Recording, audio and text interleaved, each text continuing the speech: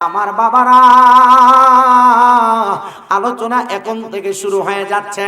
আল্লাহ তাআলা কোরআনুল কারীমের মধ্যে বলেন, ওয়ানুনাজ্জিলু মিনাল কোরআনি, আমি অবতীর্ণ করেছি কোরআন, মা হুয়া শিফাউ, এটা আরোগ্য লাভের মাধ্যম হিসাবে, ওয়া রাহমাতুল লিল মুমিনিন, মুমিনদের জন্য বরকত এবং রহমত হিসাবে। জোরে কোন সুবহানাল্লাহ। আয়াতে কারিমার সরল অনুবাদ হইল, ওয়ানুনাজ্জিলু মিনাল কোরআনি মা হুয়া শিফাউ ওয়া রাহমাতুল লিল মুমিনিন। আমার আল্লাহ কয়, আমি কোরআন নাজিল করলাম মুমিনদের জন্য শেফা এবং রহমত হিসাবে। ও আল্লাহ, আপনি যেহেতু মুমিনদের জন্য কোরআনটারে শিফা এবং রহমত হিসেবে নাজিল করলেন, তাহলে আমরা বান্দারা আপনার কোরআনুল কারীমে যে তেলাওয়াত করব, আমরা লাভটা কি হইব? আপনি কি আমরা রোগ বালা মুসিবত মাফ করবেন নি? আমার এই ঋষি এলাকার ভাই বাবারা, বন্ধুরা রে, পর্দার অন্তরালের আমার মা বোনেরা, আপনারা তো বর্তমান জামানায় কোরআন পড়তে চান না। আগের যুগে এই বয়স্ক বাবাদেরকে জিজ্ঞাসা করলে উত্তর পাওয়া যাবে। ফজরের নামাজ পড়া ঘরের আনাসে কানাসে দিয়ে হাঁটলে এই ঘর থেকে ওই ঘর থেকে গুনগুন গুনগুন কোরআন তেলাওয়াতের আওয়াজ শোনা যাইতো। আর এখন কালা বেরিয়েতে নাকের ঘুমাই না আওয়াজ শোনা যায়। কথা কন না কেরে? আমার পর্দার অন্তরালের মা বোনেরা, আমি আপনাদের বিরুদ্ধে ওয়াজ করতেছি না, আমি আপনাদের পক্ষে ওয়াজটা করতেছি। আমি চাই না আমার রিচি এলাকার কোনো মা বোন জাহান্নামে যাক, আমি চাই না আমার হবিগঞ্জ এলাকার কোনো মা বোন জাহান্নামে যাক, আমি চাই না আমার সোনার বাংলাদেশের কোনো মা বোন জাহান্নামে যাক। মারা গো, তোমার ঘর থেকে যে রোগ বালা মুসিবত ছাড়ে না, এটার একটা কারণ তুমি কোরআন পড়ো না।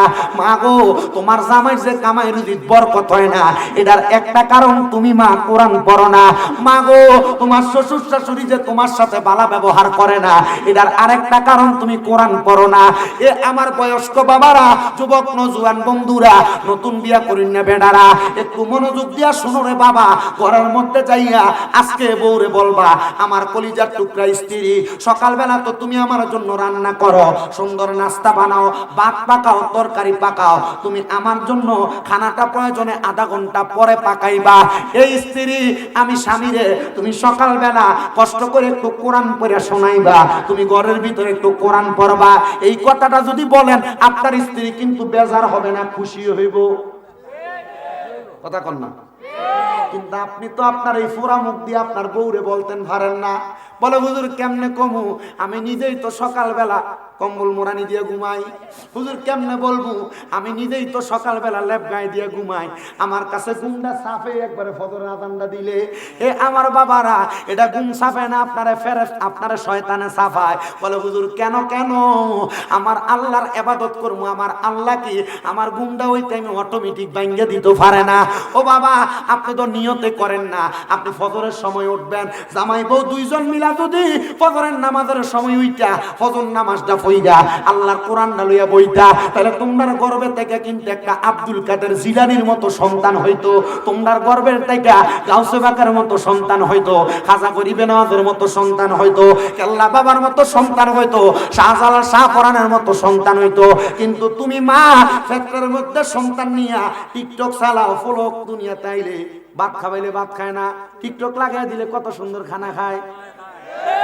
কথা কই না কি রে বাজানো? একটু গভীর মনোযোগ দিবেন রে বাবারা। এই যুগের মধ্যে আমার মা বোনেরা আমার কথাগুলা মানুক আর না মানুক, আমি আমার মা বোনদের সচেতনতার জন্য কথাগুলা বইলা দিয়া যায়। শুধু আপনারা এখানে যারা আছেন, আপনারা তো প্যান্ডেলের মানুষগুলা শুনবেন, এই যে সোশ্যাল মিডিয়া দেখতেছেন, এটার মাধ্যমে সারা বাংলা না সারা বিশ্বের মুসলমানেরা এই ওয়াজ মাহফিলগুলা শুনে। আমি সব মা বোনদের কাছে বলবো, গো মা, আমি তোমাদের সন্তানের মতো যদি ঘরের মধ্যে শান্তি চাও, যদি ঘরের মধ্যে থেকে রোগবালা মুসিবত দূর করতে চাও, যদি স্বামীর জামাইয়ের কামাই রুজিতে বরকত আনতে চাও, 1 নাম্বার তুমি নামাজি হও, 2 নাম্বার তুমি পর্দাশীল হও, 3 নাম্বার তুমি কোরআনটা পড়ো, দেখবা বরকতের কোনো অভাব হবে না। আপনারা কোন বরকত দেওয়ার মালিক একজন, তিনি কে? কথা কন না কে? আমার বাবারা, তাহলে এই কোরআনের মাঝে বরকত আসেনি? জোরে কোন আসেনি? কেমন বরকত রে বাবা, একটু মনোযোগ দিয়া শুনবেন। আল্লাহ তাআলা একজন সাচ্চা পাক্কা বন্ধু ইন্তেকাল করছে, মানে মারা গেছে। এলাকার মানুষ আল্লাহর ওলিদেরকে ভালোবাসেননি আপনারা? বাসি, মোহাব্বত করি, পীর মাশায়েখকে সম্মান করি, ভালোবাসি, মোহাব্বত করি। এটার কারণ হইল আল্লাহ কইছে ইন্না রাহমাতাল্লাহি করিবুম মিনাল মুহসিনিন, নিশ্চয় আমি আল্লাহর রহমত আল্লাহর ওলি যারা তারার কাছে আছে, তারা নিকটবর্তী হইলে আমার রহমত পাইবা। জোরে কোন সুবহানাল্লাহ। বাগান রে, তবে ফিরটা চিনতে একটু বুঝা শুননা চিনবা। বর্তমানে অনেক ফির দেখা যায় যারা মুড়িদের সামনে বইয়া বইয়া সিগারেট খায়। কথা কন্যা কে রে আসেনি এমন বহুত ফির দেখা যায় যে ফিরেরা মুরিদ মানে মহিলা মুরিদদের সামনে লইয়া বইয়া থাকে। এটি ফির না, এটি বন্ধ। কথা কম বলুন কারণ কি? এটার কারণ হইলো ফির যদি সিগারেট খায় তাহলে মুরিদ গান দেখাইব। কথা কন না কেন? ফির যদি সিগারেট খায় মুরিদ কি খাইব? তো ফির তো সিগারেটে ছাড়া না, মুরিদের সামনে মুরিদের সিগারেটে প্যাকেট নিয়ে দা দিয়ে। কথা কয় না? আমি নিজে দেখছি, দেখার পর আমি চিন্তা করলাম এটাও ফির। একটা বালা পীরের সন্ধান দিই। অনেক পীর আছে আপনাদের হক্কানি পীর মাসায়েখ। আমার হাতে একটা কাগজ দেখতেছেন, 19 ডিসেম্বর, 20 ডিসেম্বর, 21 ডিসেম্বর, বৃহস্পতি, শুক্র, শনিবার এই মাসের ঢাকা আসিয়ান সিটিতে দাওয়াত ইসলামীর উদ্যোগে 3 দিনের সুন্নতে পড়া ইজতেমা হবে। এখানে যাইবেন। এখানে এই দরবারের ফির আসবে না। ফির মাদানী মুজাকারার মাধ্যমে, সোশ্যাল মিডিয়ার মাধ্যমে আপনাদের সাথে কথা বলবে, বয়ান করবে। যায় দেখেন ওই পীরের দরবারের মুরিদরা কেমনে চলে, ওই পীরের দরবারের মুরিদরা ওই জায়গায় কেমনে চলাফেরা করে। যখন আপনি যাইবেন তখন চিন্তা করবেন কি রে, আমরা এলাকার ফির আর এই ফিরের লগে বহুত তফাৎ। মারহাবা কইতেন না? আর জোরে কইতেন না মারহাবা? সাহাবায়ে কেরাম প্রশ্ন করি, ইয়া রাসূলুল্লাহ, ইয়া হাবিবাল্লাহ, নবী গো, আপনি নবীর কাছে জানতে চাই, আপনি নবী বলেন হক্কানি ফিরটা চিনতাম কেমনে? চিনার দরকার আছে না? আমি যদি কইয়া যাই আপনি হক্কানি ফির চিনবেন কেমনে? যুবক ভাইরা, মুরব্বী বাবারা, পর্দার অন্তরালের মা বোনেরা, হক্কানি পীর চিনার উপায় আল্লাহর নবী কয় ইজারু উযুকিরাল্লাহু আযজা ওয়া জাল্লা, হক্কানি পীরের দিকে চাইলে আল্লাহর কথা মনে হইব। কার কথা? নবী গো, আল্লাহরে তো কোনোদিন দেখছি না গো নবী, তাহলে আল্লাহর কথা কেমনে মনে হইব? আমার দয়াল নবী, রহমতের নবী কই উম্মত, ওই হক্কানি পীর আমার আল্লাহরে এমন ভয় করব, আমার আল্লাহরে এমন ডরান ডরাইব। তো এবার আপনারা কোন যে পীরটা আল্লাহরে ডরাই, এটা কি খাইতে পারে? বর্তমানে অনেক পীর আছে, মুরিদ যদি হাদিয়া লইয়া যায় মুসাবাড়া বালা কইরা করে, হাদিয়া না থাকলে মুসাবাড়াও সুন্দর নাই। গরু লইয়া গেলে সুন্দর ব্যবহার, গরু নাই সুন্দর ব্যবহার নাই। হাদিয়া আছে সুন্দর ব্যবহার, হাদিয়া নাই সুন্দর ব্যবহার নাই। বাজি রে, আল্লাহর নবী কয় এমন পীরের কাছে যাইবা যেই পীরটার দিকে চাইলে আল্লাহর কথা মনে হয়, নবীর কথা মনে হয়। ইয়া রাসূলুল্লাহ, ইয়া হাবিবাল্লাহ, নবী গো, আর কোন পীরের সন্ধান দিবেননি। আমার নবী ইবনে মাজাহ শরীফের 303 নাম্বার পৃষ্ঠার হাদিস বলে, আমার নবী কয় আলা উখবিরুকা আমুলুকিল জান্নাতি, আমি নবী কি তোমাদেরকে জান্নাতের বাদশা সম্পর্কে খবর দিব না? নবী গো, জান্নাতের বাদশা কারা? আমার নবী কয় জান্নাতের বাদশা হলো তারা। ক্বালা রাজুলুন দাঈফুন মুস্তাদাফুন যু তিমরাইনি লা ইউবাহু লাহু লাউ আকসামা আলাল্লাহি লা আবাররা। আমার নবী কয় যে ব্যক্তিটার শরীরটা দুর্বল, সেই ব্যক্তির শরীরের কাপড়গুলা এলোমেলো, দেখলে তোমার পছন্দ হবে না। মানে রাস্তার মধ্যে মাঝে মাঝে অনেক পাগল ব্যক্তি দেখবেন, এরা আল্লাহ নবীর পাগল হয়ে রাস্তায় রাস্তায় ঘুরে, এরা দুনিয়ার টাকা পয়সা ধন সম্পত্তির মায়া ত্যাগ করে দিছে। আল্লাহর নবী কয় এরা হলো জান্নাতের বাদশা, জান্নাতের বাদশা। আমরা সমাজের অনেক মানুষ এমন পাগল দেখলে এদেরকে খেদায়া দেয়, এদেরকে কলা সুলকা মারে, এদের গায়ের মধ্যে পানি মারে। আল্লাহ দোহাই আপনার পায়ে হাত দিয়া বলি, মা বোনেরাও মনে রাখবেন, এমন কোন পাগল আসলে এদেরকে খেদাইবেন না, দমক দিবেন না, পারলে সহযোগিতা করবেন, না পারলে আর আল্লাহর হস্তে ক্ষমাটা চাইয়া নিবেন। কেন কেন কেন? আল্লাহর নবী কয় এরা হলো জান্নাতের বাদশা। তো যেই কথাটা বলতেছিলাম, কোরআন হইল রোগের শেফার মাধ্যম, কোরআন হইল রহমতের মাধ্যম। আমি আমার বয়ানটা আপনাদের কাছে ওই দিক থেকে ধারাবাহিকভাবে টানতেছি। ওই আল্লাহর বান্দা দুনিয়া থেকে ইন্তেকাল করছে, ইন্তেকাল করার পরে এলাকার মানুষ ওই আল্লাহর বান্দারে যে জায়গায় দাফন করছে, মানে মাটি দিছে, দাফন করার পরে সব মানুষ ওই আল্লাহর বান্দার দরবারের কাছে এসে জিয়ারত করে, আর আমার আল্লাহর কাছে ক্ষমা প্রার্থনা করে। এলাকার সব মানুষের বিশ্বাস এই আল্লাহর ওলির কাছে এসে দোয়া করলে আমার আল্লাহ দোয়া কবুল করে। করেনি? কথা কয় না, করেনি? আল্লাহর ওলির কাছে যাইয়া ওনাদের উসিলা দিয়া দোয়া করলে আমার আল্লাহ দোয়া কবুল করে। বাবি রে, এবার ওই আল্লাহর ওলিটা যখন ইন্তেকাল করছে, ওনার ইন্তেকালের পরে আপনার এলাকাতে হাফেজ সাহেব আছে না? এনে না কেন একটা হাফেজ সাহেব আছে, ফুলাটা কইরে হাফেজ সাহেব আছে নিয়ে মাহফিলের স্টেজ ও দাঁড়ই আছে। মারহাবা, আল্লাহ কবুল করে কোন আমিন। আমার ভাইয়েরা, বাবারা, বন্ধুরা, ওই এলাকার একজন হাফেজ সাহেব চিন্তা করলো আমরা এলাকার ওই আল্লাহর ওলি, ওনার কাছে কত মানুষ যায়, আমিও একবার যাওয়ার দরকার। এরে হাফেজ সাহেব, তুমি কেন যাইবা? আল্লাহর ওলির দরবারে যাইও না, ওনাদের কাছে গেলে শিরিক হয়, বেদাত হয়। এমন ফতুয়া বাংলা সমাজে এমন অনেক মৌলবী সাহেবরাও দেয়, কথা কন না ঠিক কিনা? আবার দিছে তো দিছে, আল্লাহর ওলির দরবারে যাওয়াটারে বেদাত ফতুয়া দিছে। কয়দিন আগে শেরপুরের মুর্শিদপুর দরবারের ভিতরে যাইয়া আল্লাহর ওলির দরবারটার ভাঙচুর করে দরবারে গরু চুরি করছে। কথা কোন ঠিক কিনা? বাদান আমার, এদেরকে গালাগালি করা, এদের সাথে কোনো উগ্র কথা বলা আমার স্বভাব না। আমি কাউরে গালাগালিও করি না, উগ্র কথাও বলি না। আমার স্বভাব হইল কেউ ভুল করলে পারলে ভুলটা ধরাইয়া দেয়। আর আমার 1 ঘন্টা 1.5 ঘন্টা ওয়াজের মধ্যে কোনো ভুল হইলে আপনি আমার ধরাইয়া দিবেন। বলো হুজুর কারণ কি? কারণ সে আমার ভুলটা ধরাইয়া দেয়, আমি তারা আমার শত্রু মনে করি না। মাঝে মাঝে দেখবেন আমার ভুল ধরে অমুক হুজুর তমুক হুজুর, আর বেটা 1.5-2 ঘন্টা ওয়াজ করি, ভুল কেন হবে না? আমি কই এখন না, আমি যদি মরণের আগ পর্যন্ত ওয়াজ করি, আমার 10টা কথার ভিতরে 8টা কথা ভুল হইব। তুমি আমার 8টা ভুল কথা মানবা না, 2টা সঠিক কথা মানবা। এই সঠিক কথা মাইনা তুমি যদি আমল করো, তাহলে এটার কারণে আল্লাহ আমারে মাফ করব। আমি মানুষ, আমার ভুল হবে, তবে মনে রাখো আমি যেমন ভুল করি তুমিও এমন ভুল করো। আল্লাহর ওলির দরবারে যাওয়া বেদাত বলো শয়তানের বাচ্চারা। আল্লাহর ওলির দরবারের দেখছি যে চুরি করছে, এটা কই ফাইলা?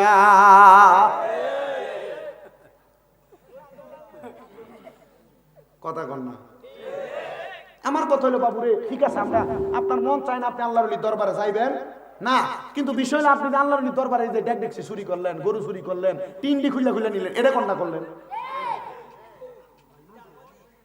বাংলাদেশের বহুত উলামায়ে কেরাম মিলে গেছে গা, সুন্নি কোন কওমি কোন সবাই মোটামুটি একটা মিল জিলে চলতেছে। কিন্তু কিছু উগ্রবাদী আছে, এরা ইসলামটারে বহির্বিশ্বে, শুধু বাংলাদেশে না, কোথায় বহির্বিশ্বে জঙ্গিবাদের ধর্ম হিসেবে প্রমাণ করার লাগা এমন দাঙ্গা হাঙ্গামা তৈরি করতেছে। কথা কি বুঝতেছেন? কথা বুঝতেছেন তো? আমরা তো কোনো মুসলমানে কি জীবনে মসজিদে আগুন দিব? এরা মসজিদে আগুন দিছে। অনেক বিশাল দরবার, সেখানে কোনো মাজারও নাই। মাজার যদি থাকতো তাহলে মনে করতাম বেড়া বেড়িয়ে ঘুমানে ঢুকে, এখানে কোনো মাজারও নাই। কেমনে আগুন দিল? আমার কলজাটা লাগছে।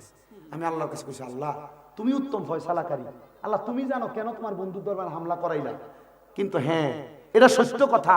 আল্লাহ কইছে মান আদালি ওয়ালিয়ান ফাকাদ আযামতুহু বিল হারব। আল্লাহ কয় যারা আমার বন্ধুর সাথে দুশমনি করে, আমি আল্লাহ এদের সাথে যুদ্ধের ঘোষণা করি। তা আল্লাহর লগে যুদ্ধ করবেন?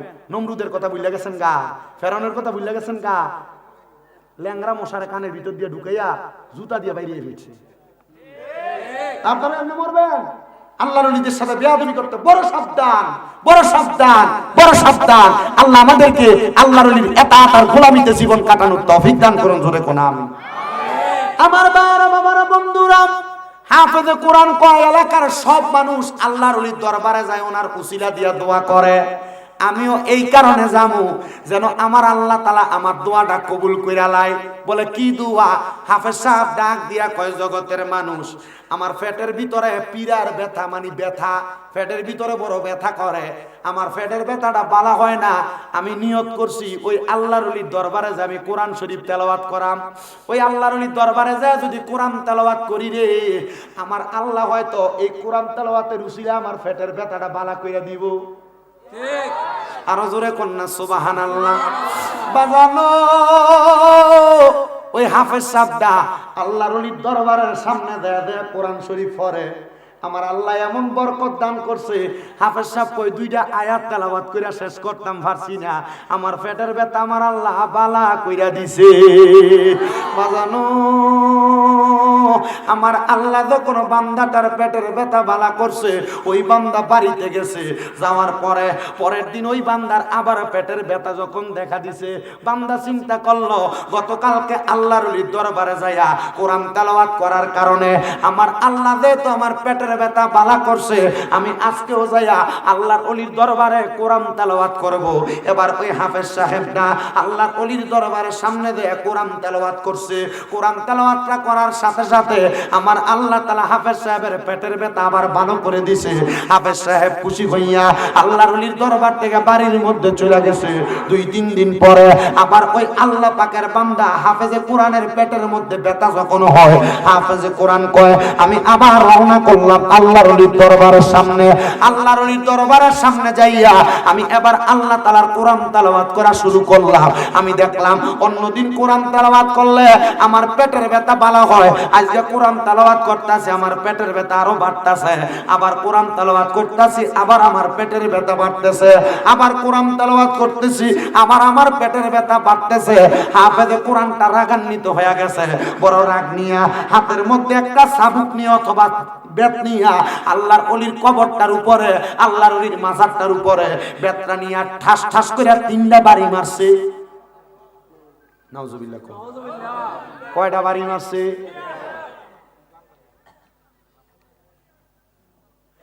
আল্লাহর ওলির ওই কবরটার উপরে 3টা বাড়ি মাইরা হাফেজ সাহেব আল্লাহর ওলির দরবার থেকে বেতটা হাতে লইয়া বাহির হইয়া রাগান্বিত অবস্থায় দৌড়িয়া বাহির হইয়া যাইতেছে। এমন টাইমে ওই হাফেজ সাহেব নিজে বর্ণনা করে, আমি যখন সামনে গেলাম দেখলাম একটা ফকির বেশের মানুষ, শরীরের জামা কাপড় গুলা এলোমেলো, আমার সামনে আইসা দাঁড়াইছে। সামনে আইসা ডাক দিয়া কয় হাফেজ ও, হাফেজ ও। এ হাফেজ সাহেব, কোরআন তোমার সিনার ভিতরে রাগ কেন করো, রাগান্বিত কেন? হাফেজ ডাক দিয়া কয় এ পাগল মানুষ, আমার সামনে থেকে সর, নচেত এখন হাতের বেত দিয়া তোর আমি বাড়ি দিমু। পাগল ডাক দিয়া কয় হাফেজ সাহেব তোমার সমস্যার কথা আমারে বলো। হাফেজ সাহেব কয় পেটের ভিতরে বড় ব্যথা, নিয়ত করে গেছিলাম কোরআন পড়লে আল্লাহ বালা করে দিব, 2 দিন বালা করছে, আজকে তো আমার পেটের ব্যথা বালা হইছে না। ওই পাগল ডাক দিয়া কয় পেটের ভিতরে ব্যথা এই জন্য নিয়ে এত রাগ। হাফেজ সাহেব কয় হ্যাঁ এত রাগ। এবার ওই পাগল ব্যক্তিটা হাতের মধ্যে কি জানি পরে একটা ফু দিছে, দিয়ে হাফেজ সাহেবের পেটের ভিতরে বিসমিল্লাহ করে 3টা থাপ্পড় দিছে। হাফেজ সাহেব কয় ও জগতের মানুষ, 3টা থাপ্পড় লাগতে দেরি, আমার পেটের ব্যথা বালা হইতে দেরি করছে না। ওরে কেউ বুঝিতে পারে না রে ওলি আল্লাহর খেলা, আরে কামেল পীরের খেলা। ওরে জোর করিয়া বুঝতে গেলে তার ঘটে মরণ জ্বালা, কেউ বুঝিতে পারে ওলি আল্লাহর আরে পীর মুর্শিদের। ওরে 36 বছরে কারোর কেনাগি ফুটে না, আবার 6 মাসেরও কালার দয়াল পাই যে ষোলো আমার দয়াল পাই যে ষোলো আনা। দয়াল জোর করিয়া দিবে তোরে, জোর করিয়া দিবে তোরে বাবার যত প্রেম জ্বালা, কেউ বুঝিতে পারে না রে ওলি আল্লাহর খেলা, আরে পীর মুর্শিদের। জোরে কোন মারহাবা। বাজান আমার হাফেজ সাহেব কয় আমার পেটের ব্যথাটা যখন বালা কইরা দিছে, আমি আবার সাথে সাথে ওই পাগল ব্যক্তিটার ফাঁড়ির ভিতরে ঝরাইয়া ধরছি। ডাক দিয়ে কইলাম হুজুর, ও হুজুর গো, আপনার কদমের মধ্যে হাতটা রাখি, আপনার পরিচয় তো জানি না, আমি তো এতক্ষণ মরা ওলির সামনে যাইয়া কইছি কোরআন তেলাওয়াত করছি, আপনি তো জিন্দা ওলি, আপনি দিয়ে আমার পেটের ব্যথা বালা কইরা দিছে।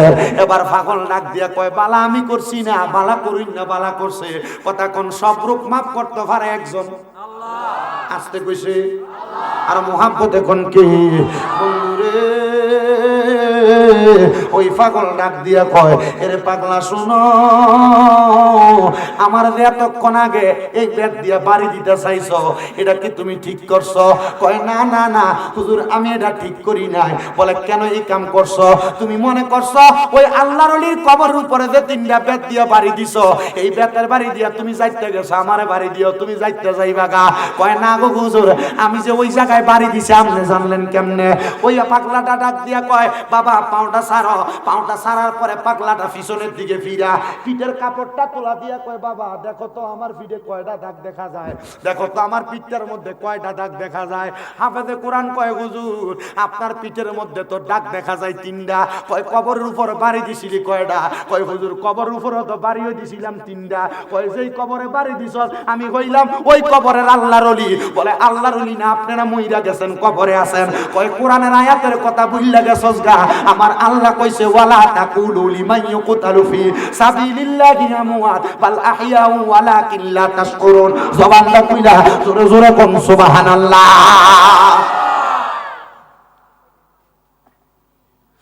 হে আমার নিচে এলাকার ভাই বাবারা, বন্ধুরা, আল্লাহ বলছে যারা আল্লাহর রাস্তায় মারা গেছে, আল্লাহর রাস্তায় ইন্তেকাল করছে, তোমরা তারারে মরা কইও না। আল্লাহ কয় বাল আহিয়াউন, তারা হইল জিন্দা। জোরে কোন সুবহানাল্লাহ। যারা তারারে মরা কয় এরা নির্বোধ, এরা বোকা, এরা বুঝে না। আল্লাহ কয় ওয়ালা কিল্লা তাসুরুন, এরা নির্বোধ, বুঝে না, বুঝে না, বুঝে না। তোমরা তারারে মরা কইও না, মরা কইও না, এরা জিন্দা। তাই আল্লাহর ওইরা জিন্দা না মরা? এই তোরে কোন জিন্দা না মরা? বন্ধুরে ও আমার রিচি এলাকার বাবারা, বন্ধুরা, এবার ওই পাগলার যুবক ছেলেটা ডাক দিয়া কয়, হুজুর আপনি যেহেতু ওই আল্লাহর ওলি, আপনি আমার একটা কথার জবাব না দিলে আমি আপনার কদম ছাড়তাম না। হুজুর কেমনে উঠাইলেন? আপনার কারণটা জানতে চাই। হুজুর কয় আল্লাহর ওলিরা শুধু জিন্দা থাকে না রে, জিন্দা থাকে না। আল্লাহর ওলিরা মাঝে মাঝে সারা দুনিয়াতে বিচরণ কইরা কইরা ঘুইয়া বেড়ায়। আল্লাহ তাআলা আল্লাহর ওলিদেরকে সেই ক্ষমতা দিছে, তারা মরা না, তারা জিন্দা। তোমরা তাদেরকে বুঝতে পারো না, চিনতে পারো না। এবার ডাক দিয়া কই, হুজুর প্রথম দিন কোরআন পড়ছি পেটের ব্যথা ভালো হয়েছে, দ্বিতীয় দিন কোরআন পড়ছি পেটের ব্যথা ভালো হয়েছে, তৃতীয় দিন কোরআন পড়লাম আমার পেটের ব্যথা ভালো হইল না কেন? এই জবাব যতক্ষণ না দিবে ততক্ষণ আপনার আমি কদম ছাড়তাম না। জোরে জোরে কোন সুবহানাল্লাহ। আল্লাহুম্মা সাল্লি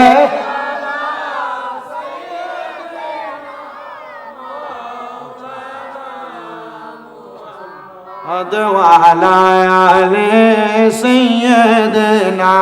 নি হয় দনে জানে কেউ বা থাকে পরিজনে, থাকে কেহ রাস্তার পাশে, সবাই কিন্তু এক হয় না।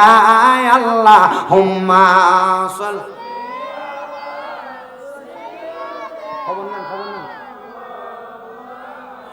মুহাম্মাদ ওয়া আলা আলি সাইয়্যিদিনা।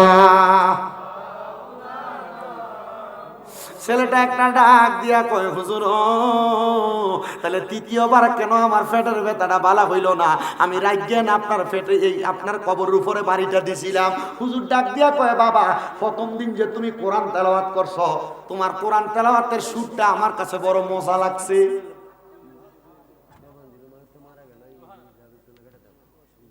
জোরে কইলেন না সুবহানাল্লাহ। মানে প্রথম যখন এই ফুলা কোরআন তেলাওয়াত করছে, আল্লাহর ওলিটা আমার কাছে কি লাগছে? তার মানে আপনি কবরে থেকেও কি করছেন? কথা কই না, কবরে থেকেও। হুজুর দ্বিতীয় দিন কোরআন পড়লাম, দ্বিতীয় দিনও তো পেটের ব্যথা ভালো হয়েছে।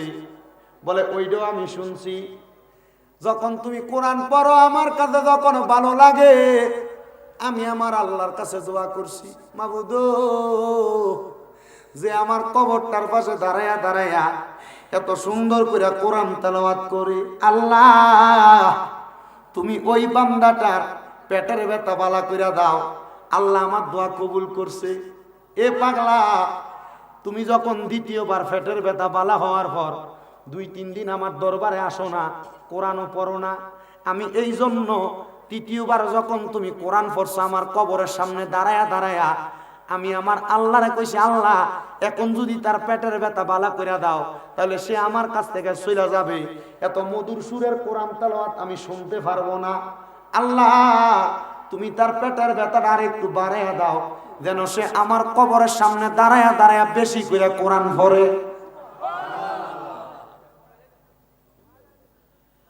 হাফেজ সাহেব শোনো রে, শোনো শোনো শোনো, আমার আল্লাহ আমার দোয়া এত কবুল করব আমি বুঝতে পারছি। তোমার পেটের ব্যথা যখন আরো বাইরে গেছে তুমি কোরআন তেলাওয়াত বেশি করে করছো, কিন্তু আবার যখন কোরআন পড়ো আমার আল্লাহ তাআলা তুমি বান্দারে এমন ভাবে পেটের ব্যথা বাড়াইয়া দিছে রে, তুমি রাগান্বিত হইয়া আমার এই কবরের উপরে আঘাত করছো। আমি বুঝছি না রে, তুই যে আমার কবরের উপরে এমন ভাবে আঘাত করবি, আমার আল্লাহ তাআলা তোর কবর তোর পেটের ব্যথা ভালো করে দেখ। আমি এখনো দোয়া করলাম আর কোনোদিন পেটের ব্যথা হবে না।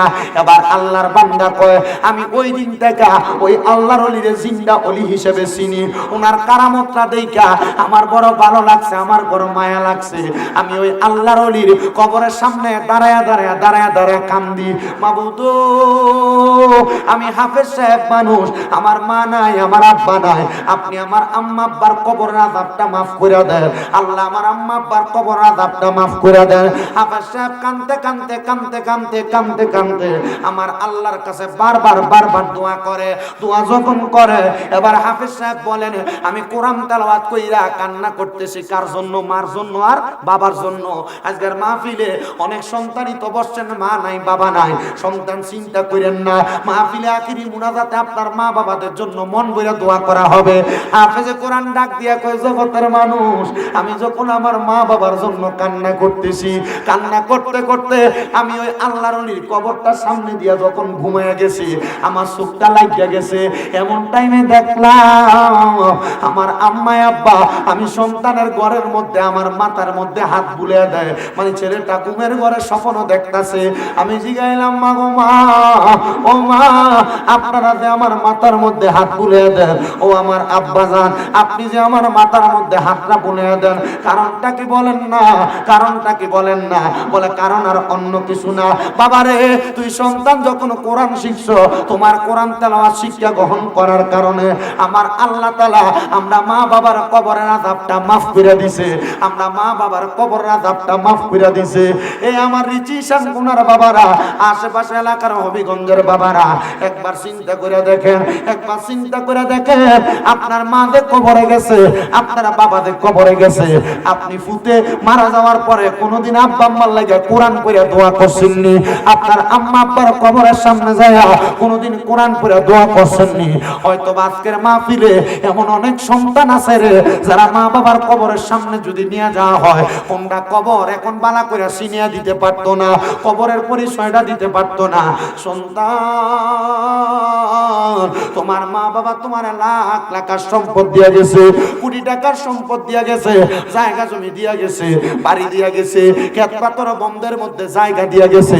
তোমার মা বাপ কিন্তু কবরে যাওয়ার পরে তোমার কাছে জায়গা জমি চায় না, তোমার কাছে টাকা চায় না, পয়সা চায় না। চাইনি রে আব্বা, আম্মা আব্বা মরার পরে তো টাকা পয়সা জায়গা জমি সম্পদ কোনো কিছু চায় না। আম্মা আব্বা কয়, সন্তান ও সন্তান রে, আমি মা বাবা তোমার কাছে ওয়াইয়াগু ফিরুলাহুমা, তোমার কাছে শুধু দোয়া চাই, তোমার কাছে শুধু ক্ষমা প্রার্থনা করি। তোমরা যখন দোয়া করবা, আমরা মা বাবার লাগে আল্লাহর কাছে মুনাজাত করে করে দোয়া করবা। মালিনে ও আমার রিচি এলাকার বাবারা, বন্ধুরা, আমার আল্লাহ পাক রব্বুল আলামিন জানিয়ে দেয়, জগতের বান্দা ধরেরা আমার নবীর হাদিসের মাধ্যমে শিক্ষা গ্রহণ করো। একটা সমুদ্রের ভিতরে যখন কোনো মানুষ নৌকা ছাড়া ডুবন্ত অবস্থায় থাকে, সাঁতার কাটতে থাকে বাঁচার জন্য, একটা নৌকা যায় ওই সমুদ্রের ডুবন্ত ব্যক্তিটারা বাঁচাইলে ওই ডুবন্ত ব্যক্তিটা যত খুশি হয়ে যায়, আমার আল্লাহ তাআলা, আমার আল্লাহ তাআলা, আল্লাহ তাআলার ওই বান্দার জন্য যদি দুনিয়াতে কেউ দোয়া করে, ওই বান্দাটা তেমন খুশি হয়ে যায়, তেমন খুশি হয়ে যায়। হায় রে, আজকে কোনার মাহফিলে কে জানি বসছে, কার জানি জগতের মধ্যে মা নাই, কার জানি জগতের মধ্যে বাবা নাই। ওই হাফেজে কোরআন হাফেজ সাহেব হওয়ার কারণে আল্লাহ না তার মা বাবার কবর আযাব মাফ করছে। তুমি তো নামাজই পড়ো না, তুমি রোজা রাখো না, আল্লাহ তোমার মা বাবার কবর আযাব মাফ করবো না, তুমি এটাও গ্যারান্টি দিতে পারো না। এ সন্তানের দলেরা আম্মা আব্বা তোমার কাছে শুধু দোয়া চায়, দোয়া চায়, দোয়া চায়। পারলে ওই মা বাপের লাগা মনটা খুলে দোয়া করবা।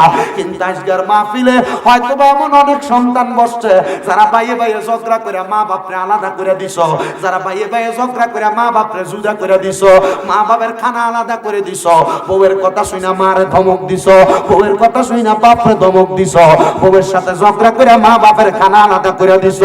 এ সন্তান তোমার আব্বা আম্মা বালা কোনো খানা খাইছে না, তুমি সন্তান রে আম্মা আব্বা বালা খানা খাওয়াইছে, আম্মা আব্বা ঘরের মধ্যে বালা কোনো জামা কাপড় পরছে না, তুমি সন্তান রে আম্মা আব্বা বালা জামা কাপড় পরাইছে। কি রে সন্তান, কেমনে রে কেমনে রে কেমনে রে ওই মা বাপরে জুদা করে দিয়া রাখছ, মা বাপরে আলাদা করে দিয়ে রাখছ। সন্তান, ও সন্তানের দলেরা, মা বাপ যুবক যুবতী থাকতে ঘরের মধ্যে যদি ভালো গোস্ত রান্না করতো, মা তরকারির সাথে আলুটা বাড়াইয়া দিত, মা গোস্ত খাইতো না, তুমি ফুতের জন্য রাতে খাইবা রাইখা দিত, মা নিজে আলু দিয়া বাটরা খাইয়া শেষ করতো। কিন্তু তুমি সন্তানের ঘরে কত মেহমান খানা খায়, তুমি তোমার মা বাপরে আলাদা করে দিয়া রাখছো, জুদা করে দিয়া রাখছো। মা সকাল বেলা এক ভাইয়ের ঘরে ভাত খায়, দুপুর বেলা এক ভাইয়ের ঘরে ভাত খায়, রাত্র বেলা এক ভাইয়ের ঘরে ভাত খায়, এক সপ্তাহ এক ভাইয়ের ঘরে ভাত খায়। কি রে, দুইজন বেড়া বেড়ির দায়িত্ব তুমি নিতে পারছো না, আম্মা আব্বার দায়িত্ব তুমি নিতে পারো নাই। পারবা কেমনে, পারবা কেমনে, পারবা কেমনে? কিন্তু তোমার মা বাবা তোমার দায়িত্বটা এত কঠোর ভাবে নিছে, এত কঠোর ভাবে নিছে। সন্তান, 3-4 ভাই হইতা, মা জননী একটা ডিমও যদি মুরগি পারত, এটার 3 টুকরা 4 টুকরা করে সিদ্ধ করে খাওয়াইতো। হায় রে, আজকে ওই সন্তানের ঘরে মা বাবার জায়গা হয় না, মা বাপরে বালা করে খাওয়ায় না। মনে রাখবারে সন্তান, আম্মা আব্বা বুড়া হওয়ার পরে আম্মা আব্বার জিব্বার স্বাদ নষ্ট হয়ে যায়। কখন কোনটা খাইবো মা বাবা ফুতেরে শর্মে কয় না, পুত্রে আমার এই খানা দিও ওই খানা দিও, মা বাপ কয় না, কারণ চিন্তা করে ফুতনি কোন আমারে ধমক দেয়। এ সন্তান, তোমার মা বাপরে যে তুমি আলাদা করে রাখছো, যদি তুমি ধন্য মায়ের ধন্য সন্তান হও, তোমার কাছে আমি আবদার জানাই, পাল্লা দাও তোমার পাও আমার সামনে দাও, আমি আমার জিব্বা দিয়ে তোমার পাওটা পরিষ্কার করে দিমু। তবু ওয়াদা করবা, আজকে এখান থেকে বাড়ির মধ্যে যাইবা, যে মা বাপের পাউডির মধ্যে ধরবা, ধরে কইবা, মা ও আব্বা, আল্লাহর রাস্তে আপনার কাছে মাফ চাই, আল্লাহর রাস্তে আপনার কাছে ক্ষমা চাই, আর আলাদা খাওয়া লাগবে না, এখন থেকে আমি সন্তানের ঘরে খাইবেন। তারা 2-3 ভাইয়ের মন চাইলে আমার ঘরে তারা প্রতি ওয়াক্ত আপনার তরকারি দিয়া যাইব, তাদের মন চাইলে আপনার খানার ব্যবস্থা করব। বলে হুজুর কেন? কারণ মা বাবা যখন যারটা দিয়া মন চাই তারটা দিয়া খানা খাইব। কেউ যদি এমন কর্ম করে থাকো, আজকে এখান থেকে বাড়িতে মা বাপের ফাউন্ডির ধরবা। বলে হুজুর পায়ে ধরতাম কেন? আল্লাহর কসম, আমার আল্লাহ যদি তোমারে মাফ না করে, স্বয়ং আল্লাহ যদি তোমার মা বাপ যদি তোমারে মাফ না করে, স্বয়ং আল্লাহ তোমারে মাফ করবে না, স্বয়ং আল্লাহ তোমারে মাফ করবে না, স্বয়ং আল্লাহ তোমারে মাফ করবে না। নবী কয়, উম্মত, ও আমি নবীর উম্মতের দলেরা, তোমরা ওই মা বাপরে খুশি করো। যদি মা বাপরে খুশি করতে পারো, তাহলে আমার আল্লাহ তোমার প্রতি খুশি হইব। বলে হুজুর দলিল দেন, রেফারেন্স লাগবো। আমার নবী কয়, রেদার রব্বি ফি রিদাল ওয়ালিদাইন, আল্লাহর কসম, যারা দুনিয়াতে মা বাপরে সন্তুষ্ট করলো, আমার আল্লাহ মা বাবার সন্তুষ্টিতে সন্তুষ্ট হইয়া যাইল। এই জন্য একজন আশেক সুরে সুরে বলে, তোমরা কোনদিনও মা বাবার মনেতে কষ্ট দিও না, তোমরা কোনদিনও মায়েরই মনেতে কষ্ট দিও না। হায়রে মায়ের মনে কষ্ট দিলে খোদা তোর সহে না বলেন মায়ের মনে কষ্ট দিলে খোদা তো সহে না তোমরা কোনদিনও মায়েরই মনেতে কষ্ট দিও না। আরে কত পাপী আছে যে মাকে কষ্ট দেয়, মায়ের মনে কষ্ট দিয়ে অভিশাপ নেই। হায়রে মায়ের মনে কষ্ট দিলে কষ্ট পায় রাব্বানা, বলেন বাবার মনে কষ্ট দিলে কষ্ট পায় রাব্বানা, তোমরা কোনদিনও মায়েরই মনেতে কষ্ট দিও না। এ সন্তান আম্মা আব্বার পায়ে ধরে মাপ চাইবা। অনেকে চিন্তা করে হুজুর আমি তো আমার মা বাপের লগে অন্যায় করছি না, পাপ করছি না, আম্মা আব্বার জুদো করছি না, দমকও দিছি না। আমি বলবো পুত্রে তবুও মা বাপের পায়ে ধরবি। মা বাপের পায়ে ধরলে দাম কমে না, পারলে মাঝে মাঝে সুযোগ পাইলে মা বাপের পায়ে চুমা দিবা। কি দিবা? আজকের মাহফিল কবুল হবে কি হবে না এটার গ্যারান্টি কেউ দিতে পারবে না। তবে আমি একটা গ্যারান্টি দিয়া যাই, যদি আগামী কালকে দেখো ঋষি এলাকার কোন বয়স্ক আব্বা দোকানে বইয়া কয় হ্যাঁ শামীম দাদার কথা শুনে আমার ফুতে রাত্রবেলা আমার ফায়ে ধরে মাপ চাইছে, কিন্তু আমার ফুতে কোনোদিন আমার লগে কোনো অন্যায় করছে না। কোন মা যদি কোনো মারে বলে যে হ্যাঁ শামীম দাদার ওয়াজ শুইনা আমার সন্তান রাত্রবেলা আমার পায়ে ধরে মাপ চাইছে, কিন্তু আমার সন্তান কোনোদিন আমার লগে কোনো অন্যায় করছে না, বাবা রে ওই মা বাবার পায়ের কাছে ছোট হইলে সারা দুনিয়াতে তোমার সম্মান আল্লাহ বাড়াইয়া দিব। আপনাদের দুয়ার বরকতে আমি মাত্র কামেল প্রথম বর্ষে পড়ালেখা করি, কিন্তু আমার আল্লাহ তাআলা আমার সম্মান ইজ্জত ছোট রাখে নাই। আলহামদুলিল্লাহ আমি যার যোগ্য না আল্লাহ আমারে তার চাইতে বেশি দিছে। আপনাদের দুয়ার বরকতে কুমিল্লাতে আমার 6টা মাদ্রাসা চলে, আমার প্রত্যেকটা মাদ্রাসায় ছাত্র ভরপুর আছে। এ বাবা হবিগঞ্জের পোলাপান আছে, ব্রাহ্মণবাড়িয়ার কত পোলাপান আছে, হাফিজি পড়ে আমার মাদ্রাসায়। আমি শুধু ওই পোলাপান্ডিরে কইছি জীবনে যা করো আম্মা আব্বার মনে কষ্ট দিও না, এদেরকে না খাবে রাখো না, প্রয়োজনে তোমার ইনকামের সব টাকা পয়সা এদেরকে বিলিয়ে দিবা। কারণ কি জানেন? এটার কারণ হইল আম্মা আব্বার মতো রত্নটারে যদি দুনিয়াতে তুমি যত্ন করতে পারো, আল্লাহর কসম আমার আল্লাহ তাআলা তোমার দুনিয়াতেও ধনী বানাইবো, আখিরাতেও ধনী বানাইবো। ফুত তোমার বাপে তোমার কাছে 100টা টাকা চাইলে তুমি ধমক দাও, একবার বেশি 2বার চাইলে তুমি তোমার আব্বারে দাও না। যারার বাপ নাই তারারে জিগা, তারার চোখের সামনে কত মুরব্বী বাবারা দোকানে বইসা থাকে, তারা তাদের বাপরে 100টা টাকা হাত খরচের জন্য দিতে পারে না। এমন অনেক সন্তান মাহফিলে বসে হুজুর যাদের বাড়িতে আব্বা আছে তারা বাড়ির যে আব্বার পায়ে ধরে মাপ চাইবো। আমার তো আব্বা নাই, আমার আব্বা বড় কষ্ট করে আমারে মানুষ করছে, আমি আমার আব্বারে তো 500 টাকা দিয়ে কিনে একটা লুঙ্গি পরাইতে পারি না। আমার আব্বা সিরা লুঙ্গিটা পরে পরে নামাজ পড়ছে। হুজুর যাদের বাড়িতে মা আছে তারা বাড়িতে যাইয়া মা আর পায়ে শুইয়া মাপ চাইবো। আমার তো মা নাই, আমার মা জননী সকালবেলা পান্তা ভাত গুলা খাইতো না, আমার মা জননী পান্তা ভাত গুলা রাইকা দিত। আমার মা চিন্তা করতো সকালবেলা আমার ভূতের ওই দিয়া কষ্ট করে আইলে আমার ভূতে পান্তা ভাত গুলা খাইলে আমার ভূতের কলিজাটা ঠান্ডা হইব। সন্তান রে আমার কাপড়টা ছিঁড়া যাইতো, কাপড় রাস্তার ভিতরে 10-5 টাকা বাইন্দা রাখতো, তোমার স্কুলে মাদ্রাসায় যাইতে মা এই টাকাটা দিয়া দিত। মার কাপড়টা ছিঁড়া থাকতো, সন্তান একটা বার কি তুমি চিন্তা করলা না? ওই মা বাবা অন্ধকার কবরে, তোমার ব্যাংকের মধ্যে টাকার অভাব নাই, তুমি তোমার মার 1000 টাকা দিয়ে একটা কাপড় কিনা পরাইতে পারো না। হায় রে এই টাকা দিয়া কি করবা? এই পয়সা দিয়া তুমি কি করবা?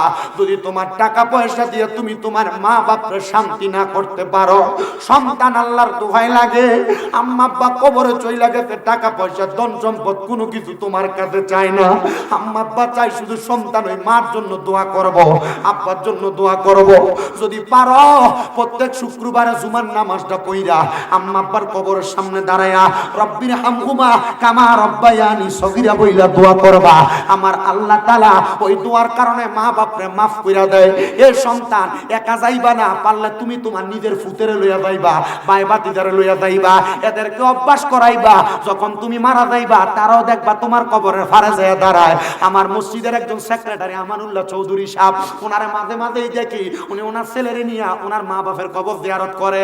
আমি চিন্তা করলাম এটার উদ্দেশ্য হইল উনি যেমন ওনার মা বাপের কবর জিয়ারত করে ওনার ফুতে রইয়া, ওনার ফুতে ওনার মরার পর ওনার কবর জিয়ারত করব, অভ্যাসে পরিণত হইব। মা বাপ কবরে আছে চিন্তা করবা না, মুনাজাতের মধ্যে দোয়া হবে আল্লাহ যেন রাহমাতুল লিল আলামিন নবীর উসিলায়, ওই হাফেজে কোরআনের এলেমের উসিলায় যাদের মা বাবা কবরে, আম্মা আব্বার কবর জান্নাতের বাগান বানায়। হে আমার রিচি শানকুনা নবীর প্রেমিক সুন্নি যুব সংঘের ভাই বাবারা, যুবকেরা, মুরব্বী বাবারা, প্রবাস থেকে যারা যারা দেখতেছেন দেখবেন আমার যুবক ভাইরা, এই নবীর প্রেমিক সুন্নি যুব সংঘের কাজটা যেন হয় নামাজ পড়া, আম্মা আব্বার খেদমত করা, ভালো ভালো কাজে থাকা। আল্লাহ যেন এই যুব সংঘের প্রত্যেকটা যুবককে কবুল করে, জোরে বলেন আমিন। ফেরেশতা কি সালামি দেনে ওয়ালে